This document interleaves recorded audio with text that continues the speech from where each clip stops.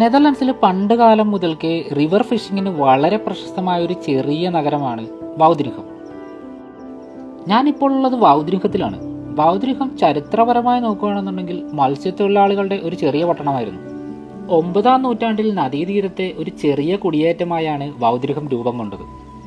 പിന്നീട് അത് നദീതീരത്തെ ഒരു പ്രധാന വ്യാപാര കേന്ദ്രമായി അങ്ങ് വളർന്നു. 1356 വൗദ്രിഹത്തിന് സിറ്റി റൈറ്റ്സ് ലഭിക്കുന്നത്. അതോടെ നഗരത്തിന്റെ വ്യാപാരവും നദീതീര കപ്പൽ ഗതാഗതവും മത്സ്യബന്ധനവും ഒക്കെ കൂടുതൽ അങ്ങ് വികസിച്ചു. ഏകദേശം 14-ാം നൂറ്റാണ്ടോടുകൂടി വൗദ്രിഹത്തിന് ഔദ്യോഗിക മത്സ്യബന്ധനാവകാശം ലഭിച്ചു.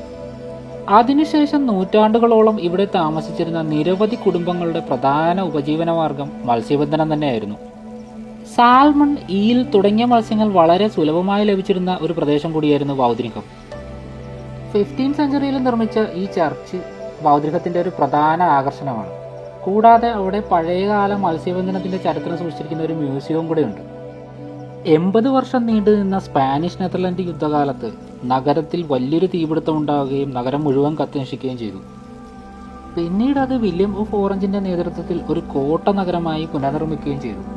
പണ്ടുകാലത്ത് മത്സ്യത്തൊഴിലാളികളുടെ ഒരു പ്രധാന പട്ടണമായിരുന്ന വൗദ്രിഹം ഇന്ന് ഒരു മനോഹരമായ ചരിത്ര കോട്ട നഗരവും വിനോദസഞ്ചാര കേന്ദ്രവും കൂടിയാണ്.